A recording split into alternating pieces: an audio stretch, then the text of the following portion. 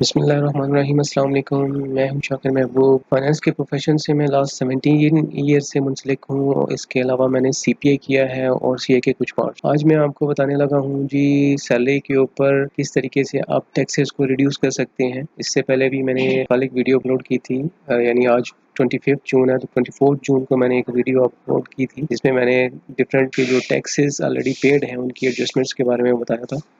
वो चीज़ें भी हैं कि आपने अपने एडवांस टैक्सेस जो हैं उनकी एडजस्टमेंट लेनी है सैलरी में से। आप अगर आपकी सिर्फ इनकम सैलरी से आती है और इसके अलावा कोई और आपकी इनकम नहीं है, तो इस तरह के जो टैक्सेस आपने ऑलरेडी डिफरेंट जगहों पे किए हुए हैं उनकी एडजस्टमेंट्स आप लेके टैक्स को रिड्यूस कर सकते हैं। इसके अलावा आज जो डिफरेंट बाकी टॉपिक्स रहते थे जिसमें टैक्स क्रेडिट्स हैं, डिडक्टिबल अलाउंसेस हैं, वो आज मैं डिटेल से डिस्कस करूँगा। इसके लिए आप वीडियो को एंड तक देखें। मैं और लॉ से भी आपको बताऊंगा कि ये कौन से सेक्शन है और उसमें से रेलेवेंट है एडजस्टमेंट्स या नहीं है, और आप किस लिमिट तक टैक्स क्रेडिट्स जो हैं वो ले सकते हैं। विद एग्जांपल्स मैं आपको ब्रीफ करूँगा। वीडियो को एंड तक देखिएगा ताकि आपको सब चीज़ें जो हैं वो क्लियर हो जाएँ। अगर फिर भी अगर किसी को कोई क्लैरिटी लेनी हो या किसी चीज़ के बारे में कुछ फर्दर मेरे से एक्सप्लेनेशन चाहिए हो तो आप कमेंट सेक्शन में मेरे से पूछ सकते हैं। मैं आपको इसके बारे में फर्दर ब्रीफ कर दूंगा। अगर आप इस तरह की मज़ीद वीडियोस देखना चाहते हैं तो मेरे चैनल को भी सब्सक्राइब कीजिएगा ताकि आप जो भी मेरी लेटेस्ट वीडियो हो जैसे ही वो अपलोड हो तो उसका अलर्ट मिल सके आपको। बेल आइकन को जो प्रेस किया जाता है वो इसीलिए होता है कि जब भी आपका जो जिस चैनल को आप सब्सक्राइब कर रहे हैं, जैसे ही उस चैनल के ऊपर कोई updated video latest video upload होती है तो आपको उसका अलर्ट मिल जाता है। तो स्टार्ट करते हैं जी। सबसे पहले हम देखेंगे डिडक्टिबल अलाउंस। डिडक्टिबल अलाउंसेस जो हैं ये आपको अवेलेबल है अंडर सेक्शन 60 के और 60D के। ये दो सेक्शन हैं जो एक सैलरीड पर्सन जो है जिसमें डिडक्टिबल अलाउंस जो है वो क्लेम कर सकता है और अपने जो उसकी टैक्सेबल इनकम है उसको कम कर सकते हैं। डिडक्टिबल अलाउंस जो होता है कि जो आपकी एनुअल टैक्सेबल इनकम बन रही होती है वो इस अलाउंस के अमाउंट से रिड्यूस कर दी जाती है। इसको हम एक एग्जांपल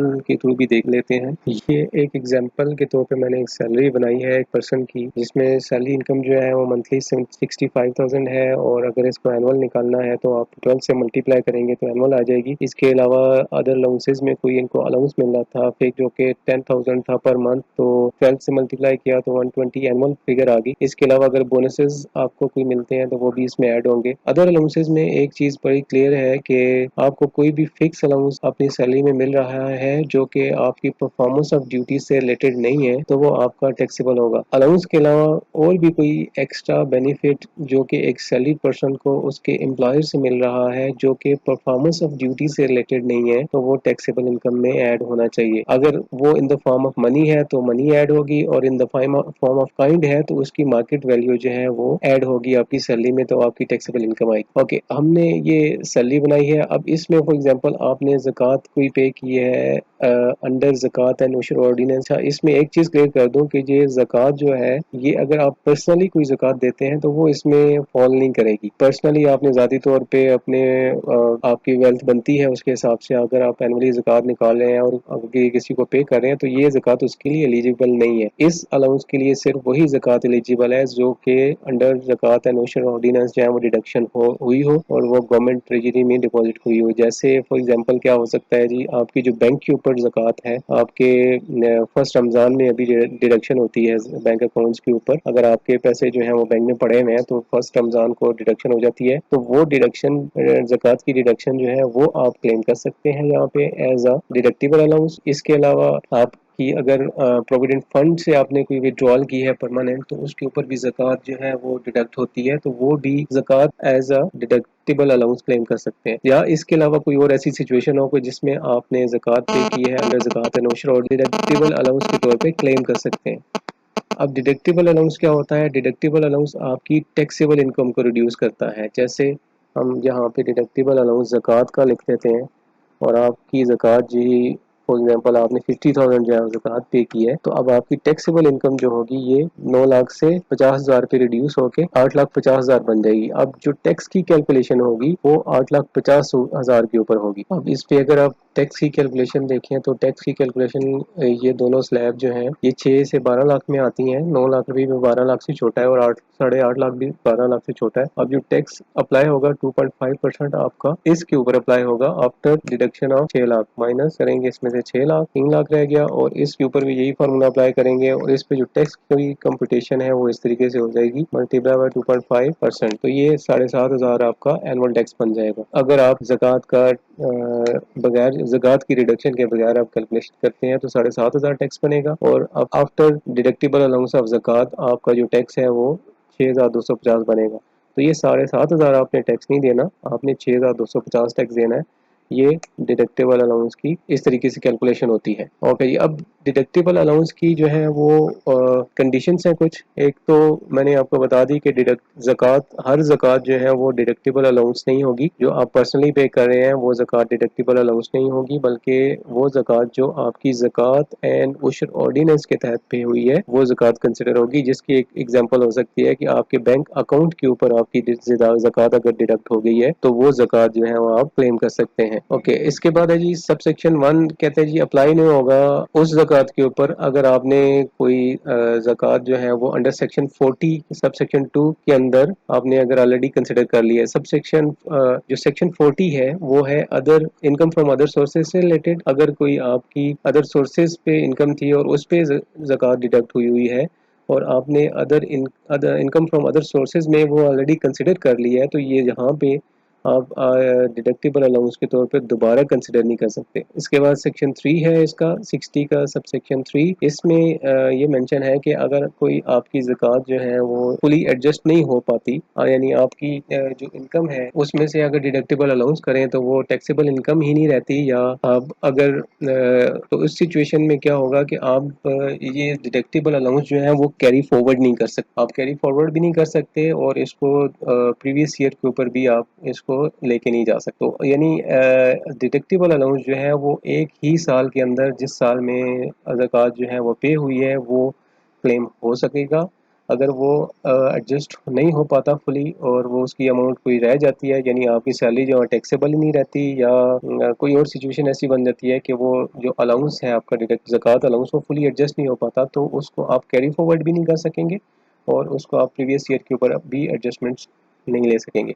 अच्छा, ज़कात का जो डिडक्टिबल अलाउंस है ये सिर्फ मैं अभी जो डिस्कस कर रहा हूँ इंडिविजुअल के पॉइंट ऑफ व्यू से कर रहा हूँ, एक इंडिविजुअल सैलरीड पर्सन के पॉइंट ऑफ व्यू से कर रहा हूँ, तो इसलिए मैं सिर्फ वही एरियाज कवर करूँगा जो कि एक इंडिविजुअल सैलरीड पर्सन से रिलेटेड ज़कात की एडजस्टमेंट्स हो सकती हैं। नेक्स्ट है जी सेक्शन 60D, जो कि डिडक्टिबल अलाउंस एक सैलरीड पर्सन ले सकता है, और लेकिन इसकी कुछ कंडीशंस हैं और की भी दो वर्किंग है जिसमें से लोवेस्ट वैल्यू जो है उसके बराबर आपको ट्यूशन अलाउंस मिल सकता है। ये डिडक्टिबल अलाउंस जो है ये सिर्फ ट्यूशन फी के ऊपर है अवेलेबल है। जैसे सबसेक्शन 1 है 60D का, में अगर आपकी सैलरी एनुअल टैक्सेबल इनकम जो है वो लेस देन 15 लाख है, 1.5 मिलियन रुपीज़, और आपने कोई ट्यूशन फी से रिलेटेड आपने एक्सपेंसेस किए हैं एजुकेशन से रिलेटेड एक टैक्स ईयर में, ये है कि आपकी जो सैलरी है टैक्सेबल सैलरी वो 1.5 मिलियन से लेस हो। 60D के सब सेक्शन 2 में उसका प्रोसीजर डिफाइन है कि किस तरीके से इसकी कैलकुलेशन होगी। इन 3 कैलकुलेशन में जो भी लोवेस्ट वैल्यू होगी उसके बराबर आपको टैक्स क्रेडिट मिलेगा। अब इस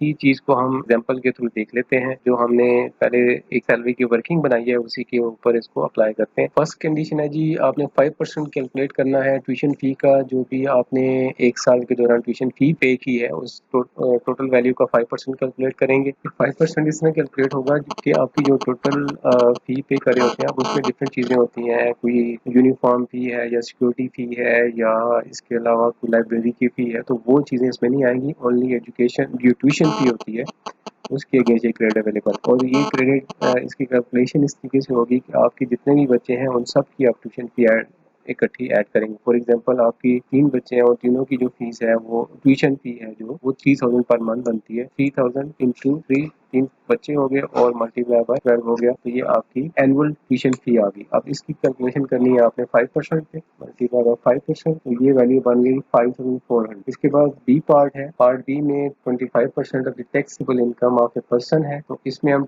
25% कैलकुलेशन देखेंगे कि जो टैक्सेबल जो इस पर्सन की टैक्सेबल इनकम का 25% है वो कितना बनता है, 25%। और टैक्सेबल इनकम जो है पर्सन की वो है ये, और इसको कैलकुलेट करना है 25%, मल्टीप्लाई बाय 25 करें, ये बन गया। इसके बाद थर्ड कंडीशन है 60,000 पर चिल्ड्रन आप कैलकुलेट करेंगे। आप यहाँ पे जो कैलकुलेशन हम कर रहे हैं, तो ये 2 बच्चे हैं इनके, तो हम मल्टीप्लाई करेंगे 60,000 को 3 के साथ, तो ये कैलकुलेशन बन गई 1,80,000 ये बन गया, और 2,25,000 ये बन गया, और 5,400 ये बन गया। तो इन तीनों कैलकुलेशन में जो लोवेस्ट वैल्यू है वो 5,400 है, तो 5,400 का जो आपको टैक्स क्रेडिट है वो ट्यूशन फी की मद में यहाँ से मिल जाएगा। और ये जो कैलकुलेशन है आपकी चेंज होके ये बन जाए, टैक्स है वो आपका 6,115 रुपये हो गया। फर्दर आपका टैक्स जो है वो रिड्यूस हो चुका है। 8,44,600 रुपये जो है आपकी टैक्सेबल इनकम कैलकुलेट हुई है। अब इसमें फर्दर कंडीशंस भी हैं जी, जो इसका सबसेक्शन 3 है 60B का, इसमें है कि कोई भी अमाउंट अगर बच जाती है आपकी एडजस्टमेंट से, आपकी जो क्रेडिट बनता है इस सेक्शन में वो ज़्यादा हो जाता है, जिस सिचुएशन में अगर आप फुली एडजस्ट करें, अगर आप फुली एडजस्ट करते हैं तो आपकी जो टैक्सेबल इनकम है वो जीरो हो जाती है, या आपका टैक्स बनता ही नहीं है। उस सिचुएशन में क्या हो सकता है कि आप इसको नेक्स्ट ईयर में कैरी फॉरवर्ड नहीं कर सकते। सब्सिक्वेंट फोर है जी, इसमें ये कहते हैं कि अगर आप दोनों जो है मियाँ बीवी दोनों वर्किंग पर्सन हैं और दोनों की सैलरी इनकम है, तो आप दोनों टैक्स क्रेडिट नहीं ले सकेंगे। एक आपका आइदर मियाँ या आइदर बेगम जो होगी वो इस टैक्स क्रेडिट को आप ले सकते हैं, और इसके लिए आपको जो एजुकेशन इंस्टीट्यूशन है उसका NTN भी प्रोवाइड करना होगा। और लास्टली इसमें ये भी लिखा हुआ है जो सेक्शन 5 है कि इस टैक्स को कंसिडर नहीं किया जाएगा जब आपकी जो टैक्स की कैलकुलेशन अंडर सेक्शन 149 हो रही होती है। 149 है tax at source for salaried person, यानी जो आपका एम्प्लॉयर वर्किंग कर रहा होता है कि आपकी जो टोटल एनुअल इनकम कितनी बन रही है जिसके ऊपर टैक्स डिडक्ट करना है, तो इस सेक्शन को कंसिडर नहीं करेंगे जब वो आपकी एनुअल इनकम बना रहे होंगे और आपकी सैलरी के ऊपर टैक्स विथहोल्ड कर रहे होंगे। ये जो अलाउंस है डिडक्शन अलाउंस, ये ना कैरी फॉरवर्ड कर सकते हैं आप। अगर आपका जो टैक्स है ऑलरेडी डिडक्ट हुआ हुआ है तो आप इसको एडजस्ट ही नहीं कर सकते, तो एडजस्ट नहीं कर सकते तो फिर आप कैरी फॉरवर्ड भी नहीं कर सकते। एडजस्ट इस तरह नहीं कर सकते कि जब ये deduction allowance salary tax with holding के लिए एम्प्लॉयर आपका कंसिडर नहीं करेगा, और आपका जो टैक्स है जो एनुअल कैलकुलेशन के हिसाब से बनता है वो पूरा डिडक्ट हो जाएगा, तो ऑलरेडी आपने जो आपकी इनकम पे टैक्स बनता है वो ऑलरेडी आपने पे कर दिया है, तो फिर ये अलाउंस जो है ये एडजस्ट नहीं हो पाएगा रिटर्न के टाइम पे। अदर देन सैलरी भी अगर आपकी कोई इनकम है, कोई बिजनेस इनकम है, तो उस केस में आपका ये जो अलाउंस है ये एडजस्ट हो पाएगा। अगर आपकी सिर्फ सैलरी इनकम है तो ये अलाउंस जो है वो एडजस्ट हो नहीं पाएगा। तो सैलरी वाले साहिबान है वो ये करेंगे कि अपनी रिटर्न फाइल करेंगे, और रिटर्न के फाइल करने के बाद उनका जो रिफंड बनेगा उसको नेक्स्ट ईयर में कैरी फॉरवर्ड कर सकते हैं। उसके बाद है जी टैक्स क्रेडिट। टैक्स क्रेडिट्स जो है उनकी कैलकुलेशन डिफरेंट होती है डिडक्टिबल अलाउंसेस से। इसके अंदर जो सेक्शन अवेलेबल है वो सेक्शन 61 और 63 है। 61 जो चैरिटेबल डोनेशन का है, लेकिन उसकी भी कुछ कंडीशंस हैं, इसको हम डिटेल से देखेंगे। इसके बाद सेक्शन 63 है जो contribution to approve pension fund है। इसके अलावा कंट्रीब्यूशन टू म्यूचुअल फंड्स और इंश्योरेंस का भी टैक्स क्रेडिट था, जो कि 2022 टैक्स ईयर तक अवेलेबल था, और जो कि अभी जो है वो अवेलेबल नहीं है। इसके अलावा भी कुछ और टैक्स क्रेडिट थे जो कि ख़त्म हो चुके हैं। तो करंटली ये एक salaried person, normal salaried person या बिजनेस इनकम वाले पर्सन को ये दो टैक्स क्रेडिट स्टिल अवेलेबल हैं, जिसमें सेक्शन 61 है और सेक्शन 63 है। ये टैक्स क्रेडिट आप ले सकते हैं अगर आपने एक टैक्स ईयर में डोनेशन दी है बोर्ड ऑफ एजुकेशन और यूनिवर्सिटी इस्टेब्लिश अंडर फेडरल और प्रोविंशियल लॉ के अंदर जो भी इस्टेब्लिश हुई है उसको अगर दी है तो आप टैक्स क्रेडिट ले सकेंगे। इसके अलावा एजुकेशन इंस्टीट्यूशन है, हॉस्पिटल रिलीफ फंड जो कि इस्टेब्लिश किए हों या रन कर रही हो फेडरल गवर्नमेंट, प्रोविंशियल गवर्नमेंट या नॉन प्रॉफिट ऑर्गेनाइजेशन जिसको टैक्स क्रेडिट अवेलेबल है अंडर सेक्शन 100C के, तो उस ऑर्गेनाइजेशन को आप अगर डोनेशन दे रहे हैं तो भी आप चैरिटेबल डोनेशन में टैक्स क्रेडिट ले सकते हैं। इसके अलावा ऑर्गेनाइजेशन जो कि मेंशन है 13 स्केड्यूल में, उनको अगर आप डोनेशन दे रहे हैं तो भी आप टैक्स क्रेडिट ले सकते हैं। टैक्स क्रेडिट की कंप्यूटेशन का एक फार्मूला दिया हुआ है ये है जी A divided by B multiply by C. अब ए बी सी क्या चीज़ है? ए क्या है जी? अमाउंट ऑफ टैक्स असेस एक साल में जो हुई एक पर्सन की वो है, और बी जो है पर्सन टैक्सेबल इनकम है, और इसका जो मल्टीप्लाई बाय सी जो है, सी का क्या है जी? सी है ए बी, और इन 3-4 कंडीशंस को बेस करके आपने सी कैलकुलेट करना है। पहले तो ए और बी जो है ये बेसिकली आपका बनता है इफेक्टिव रेट। इफेक्टिव रेट कैसे बनता है हम देखते हैं, जो हम एग्जांपल अभी कर रहे थे उसी पे हम फार्मूला अप्लाई करते हैं। अगर इस केस में देखा जाए तो टैक्स बनता है जी 6115, तो ये हमारा बनता है ए। हमने डिवाइड करना है इसको बी से, तो बी क्या है हमारी टैक्सेबल इनकम। फर्स्ट हमारा जो इफेक्टिव रेट है 0.01 आ जाता है। इसके बाद हम देखते हैं सी की कैलकुलेशन कैसे होगी। ये क्लॉज सी जो है इसकी कैलकुलेशन इस तरीके से है कि लेसर अमाउंट होगी इन दो वैल्यू में से। जैसे अगर आपने जो पार्ट ए है इसमें है कि एक्चुअल वैल्यू ऑफ डोनेशन या फेयर मार्केट वैल्यू, अगर आपने कोई प्रॉपर्टी दी है डोनेशन या चैरिटी में तो उसकी फेयर मार्केट वैल्यू लेंगे, नंबर वन हो जाएगा। और नंबर टू जो बी पार्ट है इसमें अगर कोई इंडिविजुअल है या एसोसिएशन ऑफ पर्सन है तो 30% ऑफ टैक्सेबल इनकम एक पर्सन की जो हो सकती है एक साल में, 30% से ज़्यादा वैल्यू जो है वो एज ए डोनेशन जो चैरिटी आपको अलाउ नहीं होगी। दे तो आप सकते हैं लेकिन उसका जो क्रेडिट आप लेंगे वो 30% से ज़्यादा का नहीं ले सकेंगे।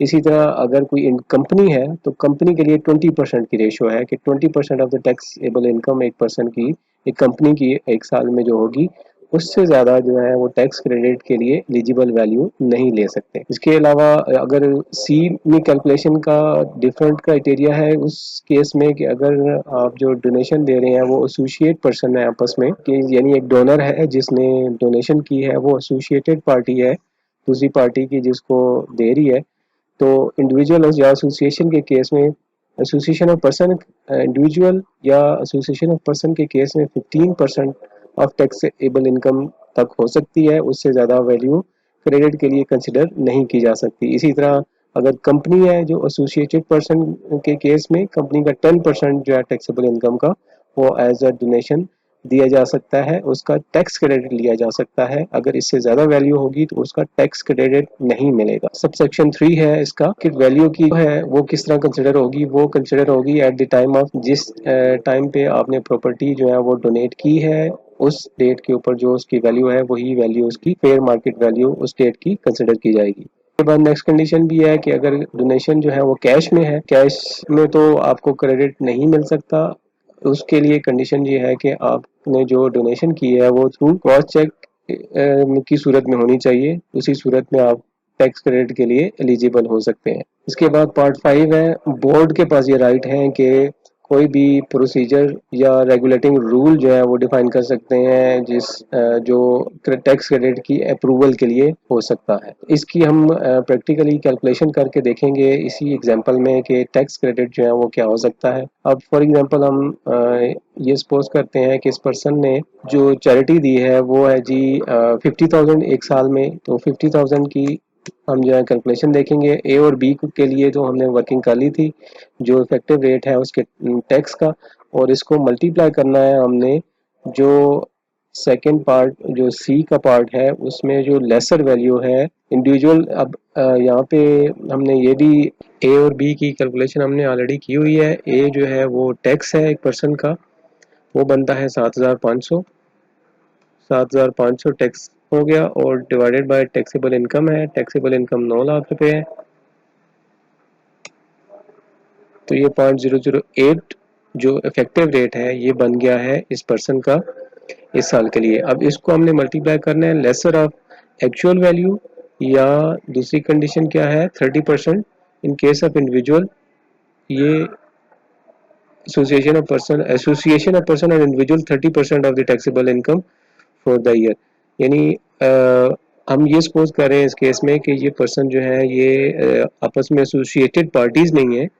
एसोसिएटेड पार्टीज की डेफिनेशन जो है वो इनकम टैक्स ऑर्डिनेंस में अवेलेबल है, अगर आपने वो भी देखनी हो तो वो आप इनकम टैक्स ऑर्डिनेंस में उसको भी रीड कर सकते हैं एसोसिएटेड पार्टीज कौन सी हो सकती हैं। तो हम ये सपोज कर रहे हैं कि एसोसिएटेड पार्टी नहीं है दोनों, और इस केस में क्या होगा कि 30% ऑफ टैक्सेबल इनकम तक मैक्सिमम टैक्स क्रेडिट जो है वो लिया जा सकता है 30% तक वैल्यू कंसिडर की जा सकती है। तो 30% जो टैक्सेबल इनकम है वो 2,70,000 रुपये बनती है, और 50,000 जो है वो इन्होंने डोनेशन की है। तो आप इसका मतलब ये है कि जो 50,000 है ये फुल अमाउंट टैक्स क्रेडिट के लिए कंसिडर हो सकती है। और ये जो आपका इफेक्टिव रेट आया है, इसमें आप इसको मल्टीप्लाई कर देंगे इन दोनों वैल्यू में से। जो लोअर वैल्यू है, लोअर वैल्यू 50,000 है, तो इससे हम मल्टीप्लाई कर देंगे। तो ये 416.667 जो है वो टैक्स क्रेडिट बनेगा चैरिटी के लिए।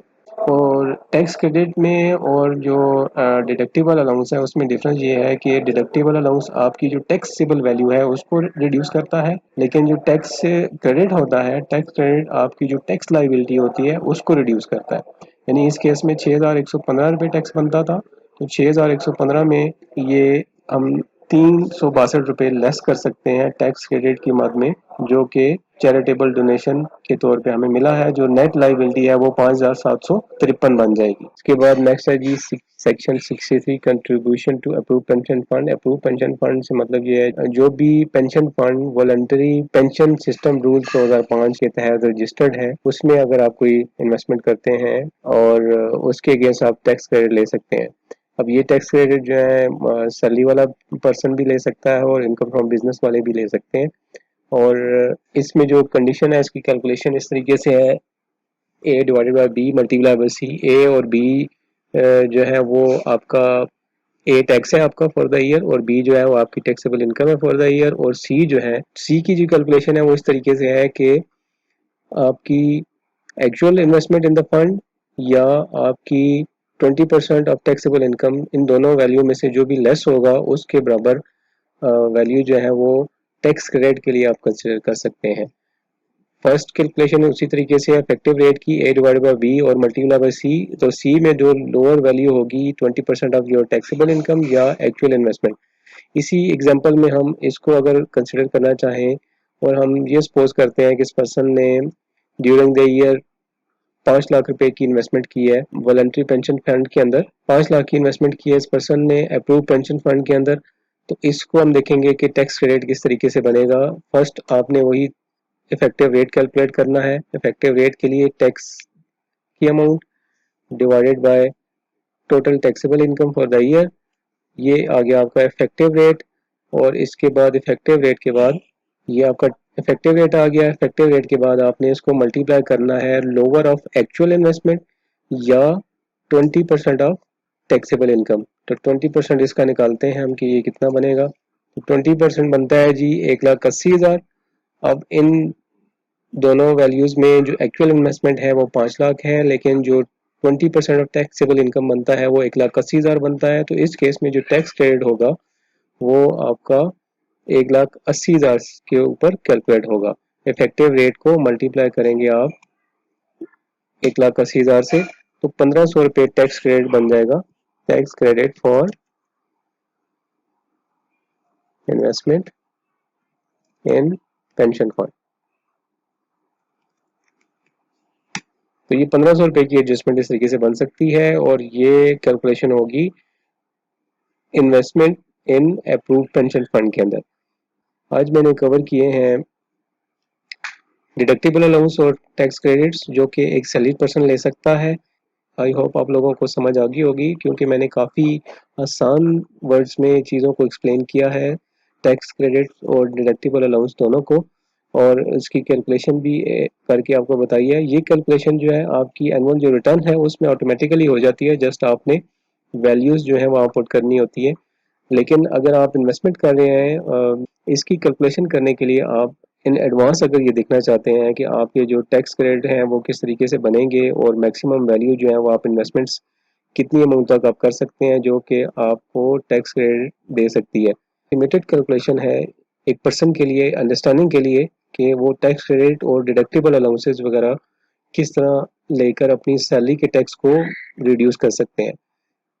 वीडियो देखने का बहुत शुक्रिया। अगर वीडियो अच्छी लगी हो तो वीडियो को लाइक करें, चैनल को सब्सक्राइब करें। अगर इसी तरह की आप मज़ीद वीडियोज़ देखना चाहते हैं, अपना बहुत सारा ख्याल रखिएगा। अल्लाह हाफिज़।